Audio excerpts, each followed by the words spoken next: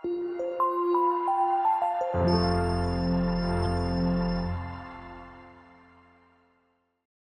open our Bibles to the book of James, chapter number 4, verse number 3. James, chapter number 4, verse number 3. Basahin ko po, natin po sa inyong mga paningin. Ang sabi ng Bible, He asked and received not, because He asked amiss, that He may consume it upon your lust. Tayo po'y manalangin. Panginoon naming Diyos na makapangyarihan sa lahat. Lumalapit po kami sa inyo, nabinigin po namin, nabinigin po pagkilos sa aming kalagitnaan, pag-uusap sa aming mga puso, na ikaw siya patuloy na maipahayag na bilang Diyos. Mahulin niyo po kami ng inyong buong salita at tulungan, Panginoon, na makita po namin ang halaga ng panalangin sa aming po mga buhay. Higit sa lahat, ikaw po nawang siyang patuloy na makitaas at mapapurihan sa mga oras na ito. Ito po kami panalangin sa pangalan ng aming Panginoon Jesus. Amen. Maaari na po kayo makaupo. So tayo po ay nasa tema pa rin. Nasa season tayo ng ating prayer and fasting. At kasalukuyan, pinatalakay po natin ang panalangin. Ang panalangin po ay matagal ng practice ng maraming mga simbahan, ng maraming mga mananampalataya. Pero we have to agree to reality na maraming mga panalangin ang hindi tinutugon ng Panginoon. Marami sa ating mga panalangin siguro may mga sinasagot ng Diyos sa mga panalangin natin, pero mas marami yung hindi sinasagot ng Panginoon. At tanong ng marami, bakit kaya? Bakit kaya ang Diyos ay may mga panalangin na hindi sinasagot? Samantalang ang sabi ng kanyang salita, that God answers prayer. Even the psalmist in book of Psalm 65, verse 2, O thou that hearest prayer. Ikaw na dumidinig ng mga panalangin. Halos bawat pages ng Bible ay mababasa tayo mga pagpapatunay na ang Diyos ay sumasagot ng mga panalangin.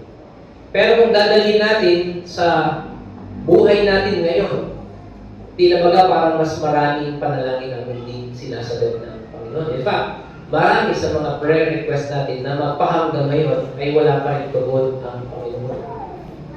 To the point na yung ibang mga mananampalataya ay nagdududa na kung totoo nga bang sumasagot ang Diyos ng panalangin. At kung ang Diyos ay sumasagot ng panalangin, bakit marami akong panalangin na hindi niya sinasagot? Yun po yung tanong ng marami sa atin. Bakit hindi tumutugon ng panalangin ang Panginoon? Well, hindi natin absolutely masasabing hindi tumutugon ang panalangin ng Panginoon. God answers prayer, that is for a fact. Pero sa realidad ng buhay, marami tayong mga panalangin na hindi sinasagot ng Panginoon. Yun po ang gusto kong bigyang linaw natin ngayong umaga sa liwanag ng salita po ng Panginoon. I would like to bring a message to you this morning entitled, When God Does Not Answer Prayer. When God does not answer prayer. Dumarating talaga yung sandali na ang Diyos hindi siya sasagot ng panalangin. It does not mean that He doesn't care. He cares. But God must have a reason why He doesn't answer prayer. May dahilan ang Panginoon kung bakit may mga pagkakataon ang panalangin natin ay talagang hindi niya sasagutin. Let me give you a few reasons why God doesn't answer prayer. Number one, according to what we have just read, He asked and received na. Humingi ka, pero hindi ka nakatanggap because He asked amiss. Mali yung hiningi mo sa Panginoon. Hindi kaya mali yung motibo ng paghingi natin sa Panginoon.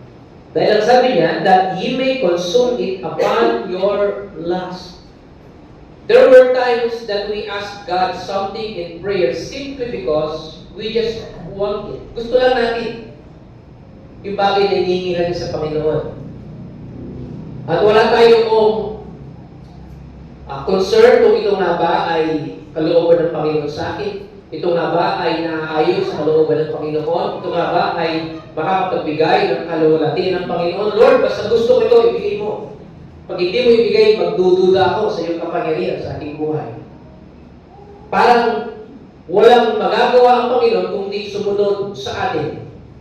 We have to remember that we are not God. We are the subject of the Almighty God. Hindi tayo ang masusunod. Ang Diyos pa rin ang masusunod.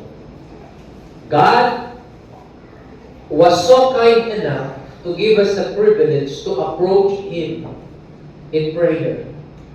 Bagamat hindi tayo karapat-dapat sa Kanyang presensya, sapagkat ang Diyos ay banal, makasalanan tayo, we don't have any worth at all to be in the presence of God. Pero dahil sa kabutihan ng Panginoon, He gave us that privilege to approach God in prayer anytime, anywhere. So kapag mali yung hihingi natin sa Kanya, according to what God said, we will receive none.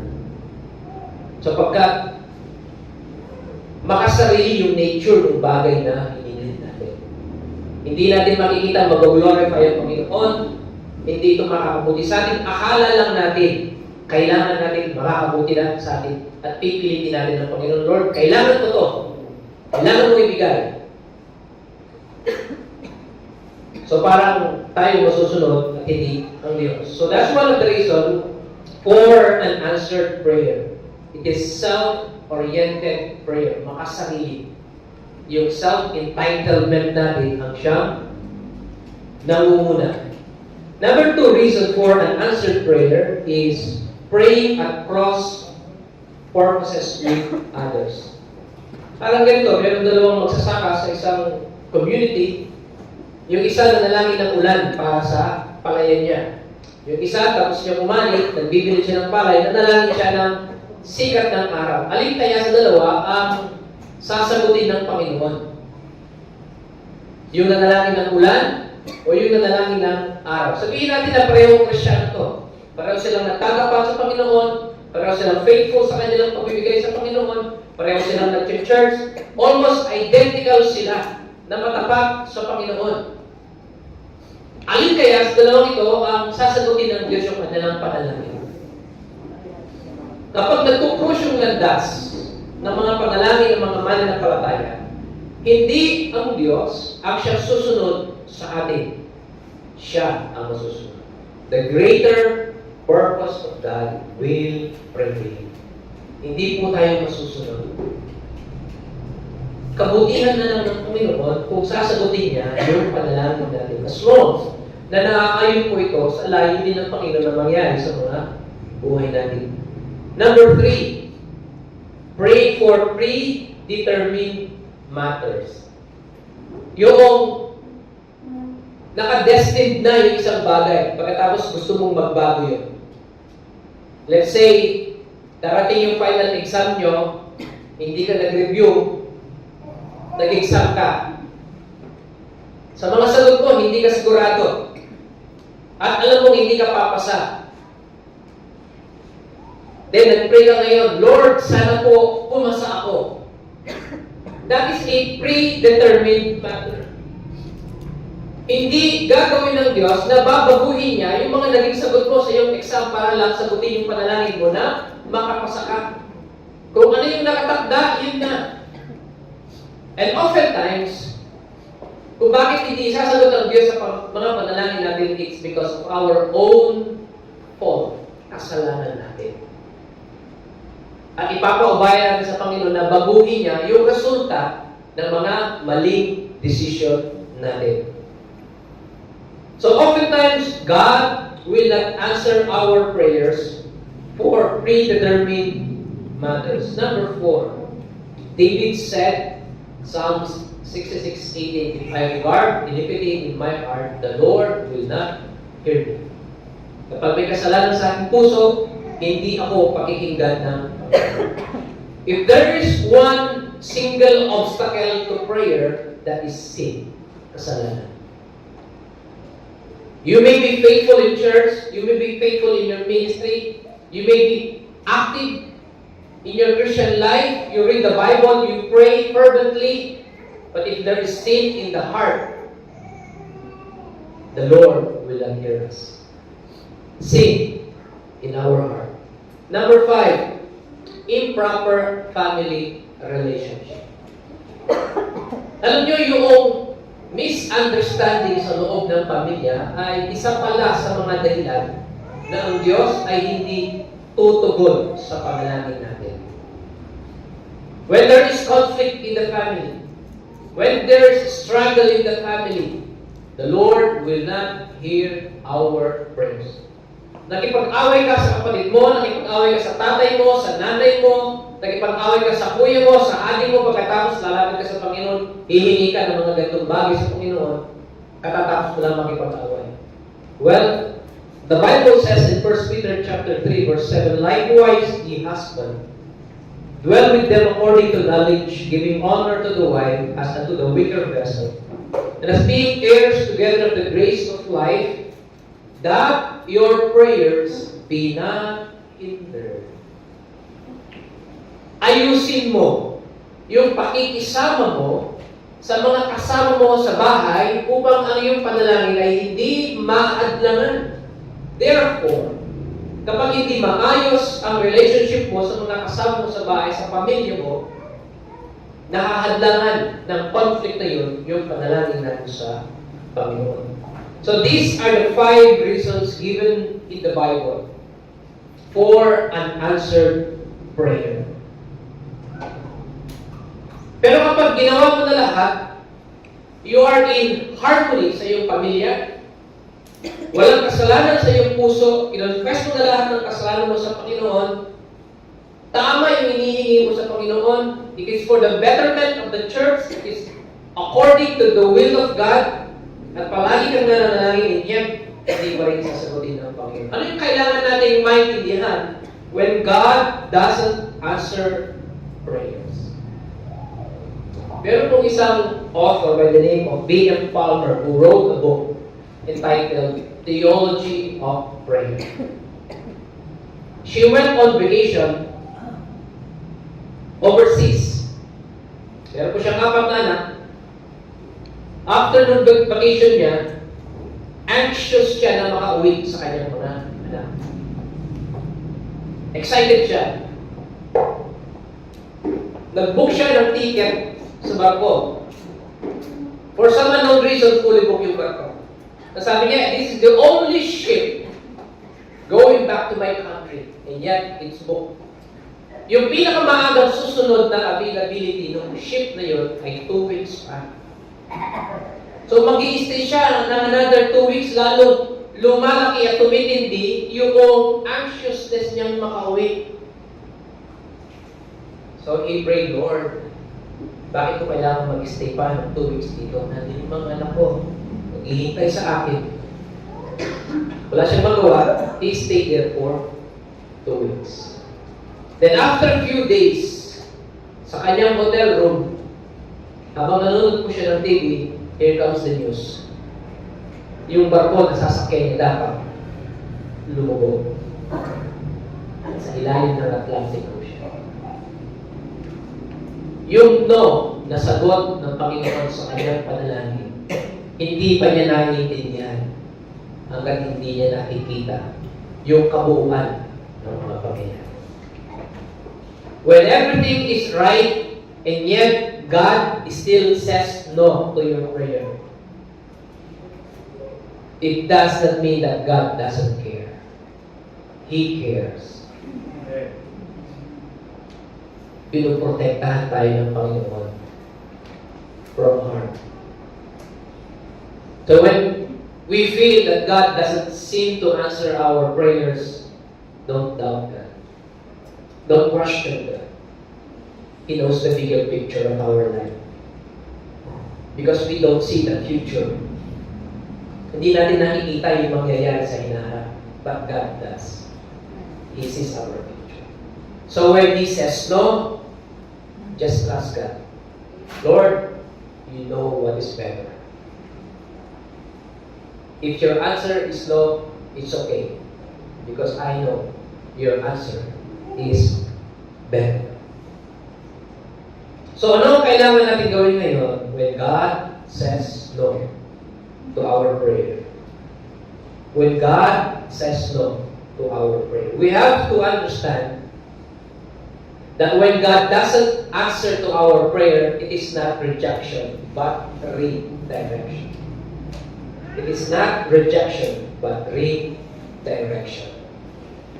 May mga pangyayari po sa buhay po natin na talagang no ang magiging sagot ng Panginoon. Na talagang hindi ibibigay ng Diyos yung kailangan natin. Kahit anong tindi ng panalangin natin sa Kanya, kahit mag-fasting pa tayo, kahit sabihin pa natin na, Lord, you said, you promised that you will answer our prayers in accordance to your will. Pero bakit hindi mo sinasagot yung ating panalangin? Because God has a better answer. Let me give you a realistic example. May pinapanalangin kang babae. Kapag nanalangin ka, talagang nagpapasting ka, nagtutuwad-tuwad ka pa, Lord, bigay niyo po siya sa akin. Niligawan mo, binasted ka. Then you question God, Lord, bakit? Ano yung kulang, ano yung mali? Simply because God is preparing someone better. Kung ikaw naman ay babae, may pinagpipray kang lalaki na sana mapansin ka, na sana ligawan ka, na sana maganda siya sa iyo. Pero hindi ka niligawan, iba ang niligawan. You question God. Because God is preparing someone better. So tayo, when God says no, it is not His rejection. It is His redirection. Because God knows what is best for us. Akala natin kasi, kapag tayo ang napili, it is the best, but God knows better. Mas alam ng Panginoon kung ano yung perfect para sa atin. Because God never makes mistakes. Niniwala ba ito? Tayo kasi, marami sa atin akala. Akala ko kasi siya na yung para sa akin. Akala ko kasi ito yung tama. Akala ko kasi ito na. Wala pa pong akala na naging tama. Lahat ng akala natin, mali. Tumawid ka ng kalsada, akala mo walang sasakyan. Akala mo na, nagkamali ka. Tumawid ka, nasagasaan ka. Kasi walang akala na tama. Lahat po ng akala, mali. Kaya nga akala eh. Pero sa Panginoon, walang gano'n. God is perfect and He makes no mistakes. So when God says no to your prayer, understand that it is not rejection, but redirection. Second, we have to understand that sometimes God delays are not God's denials. Hindi na nangangahulugan, hindi na sasagot ang Panginoon. It is not just the right time. Very impatient kasi tayo mga tao eh. Notorious tayo na maiksi ang PC natin kapag pinag-uusapan yung patience. Hindi tayo marunong maghintay. Minamadali natin lahat ng bagay sa buhay natin. Kapag may gusto tayo, gusto natin, ngayon na. Ayaw natin na naghihintay because we are impatient people. Tama ba yun? Impatient po ba tayong lahat? Meron po ba dito pasensyoso, pasensyosa? Dumarating yung araw talagang napupundi tayo eh. Dumarating tayo sa dulo ng ating lubid na napupuno ka.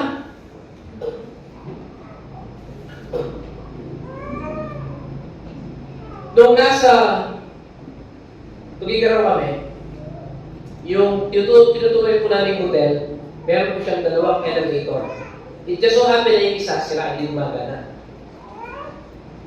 Pag-aakyat ka doon, pipindutin mo, pag nasa third floor siya, hihintay mo. Pagdating sa lobby, bubukas yun, pasok ka.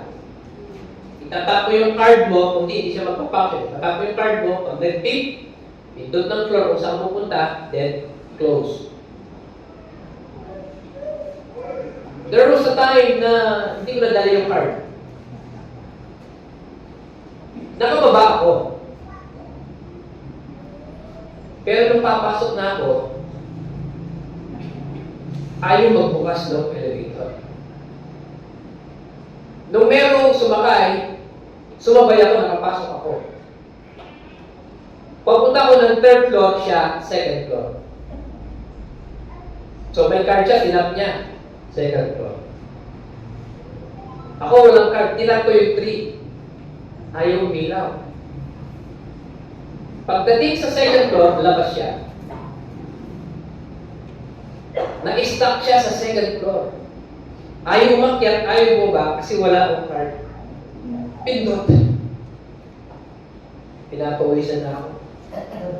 Pindot. Ang pag-asa ko na lang ay merong papasok na pupunta din ang third floor.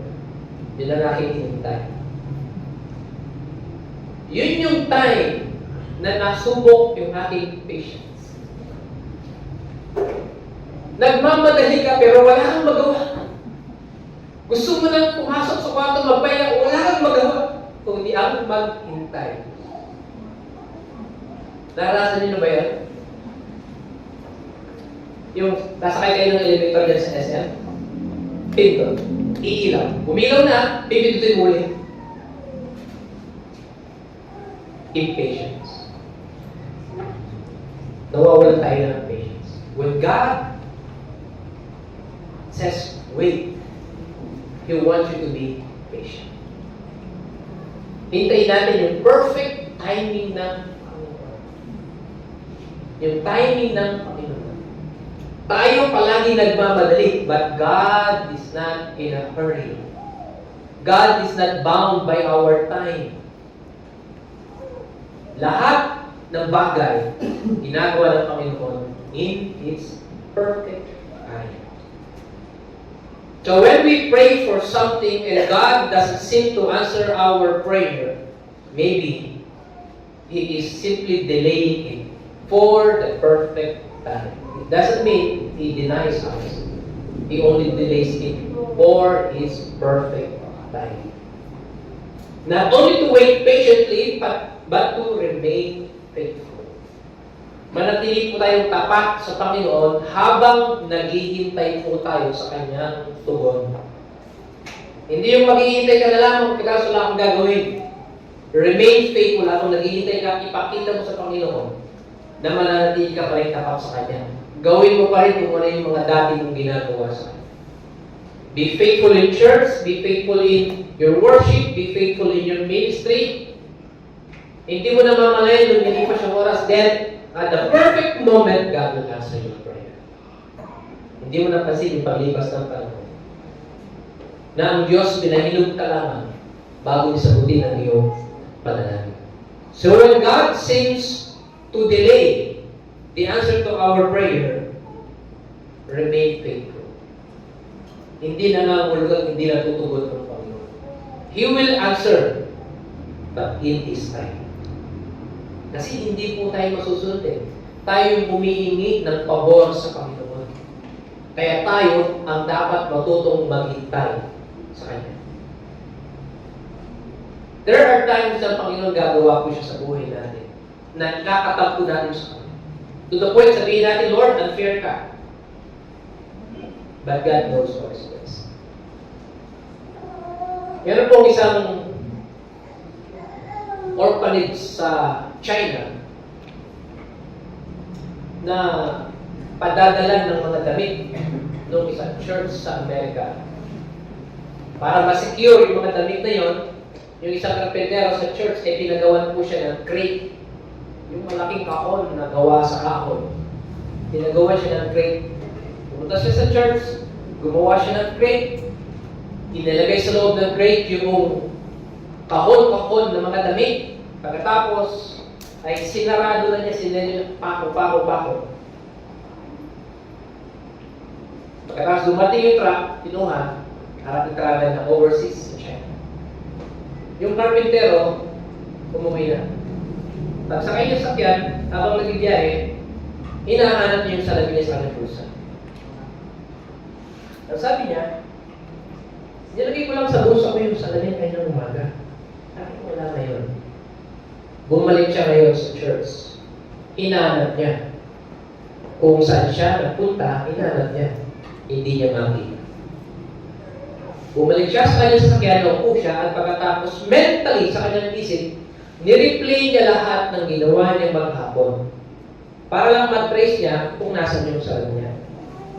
Then na-realize niya, sa kanyang pagkatrabaho, yung salamin niya dito, there was a time na yumuko siya at nalaglag yun. Doon sa loob ng crate. So yung salamin niya, papunta ng China. Ang sabi niya, Lord, I have 4 children. Mahal yung salamin na yun. Kapipili ko lang kayo. I have been faithful to you.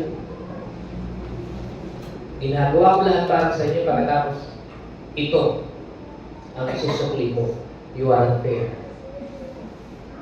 So nagtampo siya sa Panginoon. Several months later, yung director ng orphanage sa China ay bumisita sa church nila. Nagpasalamat siya doon sa mga damit na pinadala nila. At ang sabi niya, most of all, I want to thank you for the pair of reading glasses you sent.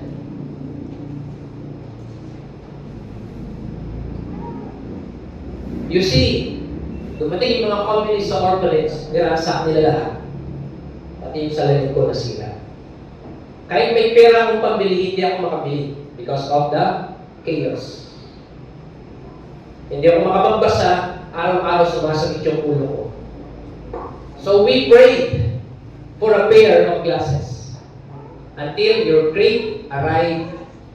Binuksan ng mga staff yung crate. At ang una nilang nakita is a pair of reading glasses. Sinukat ko, amazingly, para siyang custom made para sa akin. Sukat na sukat siya sa aking ulo. At yung grado, it was just the perfect grade. Thank you, sabi niya sa church. Sabi ng pastor, we don't remember any eyeglasses on our list na pinadala natin sa iyo. Hindi nila alam.